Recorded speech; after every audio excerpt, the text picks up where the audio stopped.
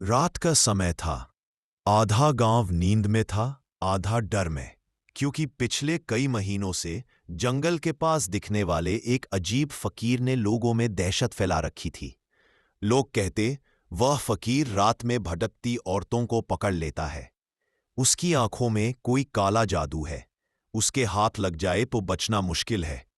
लोगों की बातें सुनकर गांव की लड़कियां रात में बाहर निकलने से डरती थीं। लेकिन इसी गांव में ज़ैनब नाम की एक लड़की रहती थी, बहुत हिम्मती, बेहद सुंदर और दिल से नेक। उसके पति इमरान को गए हुए पूरा 1 साल हो गया था। कोई खबर नहीं, कोई निशान नहीं। सबने मान लिया कि इमरान अब इस दुनिया में नहीं। लेकिन ज़ैनब अब भी यकीन करती थी, वो कहीं ना कहीं जरूर है। पहला मोड़, रात का सामना। एक शाम ज़ैनब अपने बीमार पिता के लिए दवा लेकर लौट रही थी। अंधेरा बढ़ चुका था, रास्ता सुनसान था। अचानक पीछे से सरसराहट सुनाई दी। ज़ैनब, वह डर गई। उसने पलटकर देखा। एक लंबा सा फकीर, बिखरे बाल, लाल चमकती आंखें, हाथ में लकड़ी। यही वही था जिसके बारे में गांव में बातें होती थीं। फकीर धीरे धीरे उसके करीब आ रहा था। ज़ैनब पसीने पसीने हो गई। वह भागने लगी, लेकिन फकीर ने तेज कदमों से पीछा किया। हर कदम पर जमीन जैसे कांप रही थी। फकीर की आवाज और डरावनी हो गई। रुक जाओ, तुमसे कुछ कहना है। ज़ैनब जितना भागती, फकीर उतना करीब आता जा रहा था। दूसरा मोड़, फकीर का अजीब कमरा। भागते भागते ज़ैनब का पैर फिसल गया और वह गिर पड़ी। फकीर उसके बिल्कुल पास था। उसने कांपते हाथों से ज़ैनब की बाजू पकड़ी। मुझे छोड़ दो, ज़ैनब चिल्लाई। फकीर ने कुछ नहीं कहा, बस उसे उठाकर अपने टूटे फूटे कमरे तक ले गया।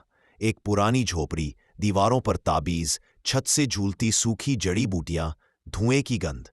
कमरे को देखकर ज़ैनब का डर और बढ़ गया। फकीर बोला, डरो मत, सच जानने का वक्त आ गया है। उसने कमरे की दीवार पर लटकते हुए एक पुराने कपड़े से ढकी चीज को हटाया। कपड़ा गिरते ही नीचे एक आईना निकला, काले किनारों वाला अजीब सा आईना। फकीर ने ज़ैनब से कहा, इसमें देखो, तुम्हें किसी की झलक दिखेगी। ज़ैनब की धड़कनें रुक गई। उसे लगा अब उसका अंत नजदीक है। तीसरा मोड़, आईने में दिखा सच। ज़ैनब ने डरते हुए आईने में देखा और उसकी सांस अटक गई।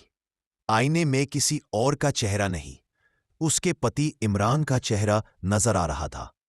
ज़ैनब चीख पड़ी, यह कैसे? मेरा इमरान तो 1 साल पहले खो गया था। फकीर धीमे धीमे बोला, वह खोया नहीं था। अब ज़ैनब की नजर पहली बार फकीर के चेहरे पर ठहरी और अचानक कुछ बातें ध्यान आईं।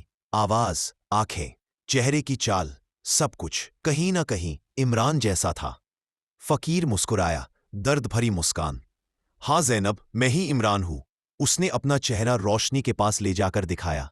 लंबे बाल, झुर्रियां, बदला हुआ शरीर, लेकिन उन आंखों में वही प्यार था जो इमरान की आंखों में हुआ करता था। ज़ैनब की आंखों से आंसू बह निकले। तुम फकीर कैसे बन गए? अंतिम ट्विस्ट, शाप की कहानी। इमरान ने कहा, उस रात जब मैं जंगल में गया था, एक बूढ़ा साधु मिला था। मैंने उसकी मदद करने से मना कर दिया। वह बूढ़ा असल में एक वली था। उसने कहा, जिसने जरूरतमंद को ठुकराया, वह तब तक फकीर बनकर भटकेगा जब तक उसकी मोहब्बत उसे पहचान न ले। और उसी पल मेरा रूप बदल गया। मैं फकीर बन गया। गांव वाले मुझसे डरते रहे। मैं भी किसी को सच नहीं बता सकता था, लेकिन मुझे पता था तुम मेरा सच पहचान लोगी। ज़ैनब रोते हुए उसके हाथ पकड़कर बोली, मुझे तुम बदलते रूप में भी पहचान आते, क्योंकि मोहब्बत चेहरों से नहीं, दिल से होती है। उसी पल कमरे में हल्की सी रोशनी फैली, जैसे किसी ने ऊपर से दुआ दी हो। इमरान का रूप धीरे धीरे वापस लौटने लगा। बाल, चेहरा, बाल, चेहरा, शरीर, सब पुराना हो गया। शायद यही वली का श्राप था कि जिस दिन उसकी प्रेमिका उसे पहचान लेगी, वह उसके पास लौट आएगा। ज़ैनब ने उसे गले लगा लिया। फकीर अब इमरान बन चुका था। दोस्तों, यह कहानी आपको कैसे लगी? और कहानी अच्छी लगी है तो चैनल को जरूर सब्सक्राइब और बगल में नोटिफिकेशन बेल को ऑन रखना, ताकि हर वीडियो की नोटिफिकेशन सबसे पहले आप तक पहुंच पाए। धन्यवाद।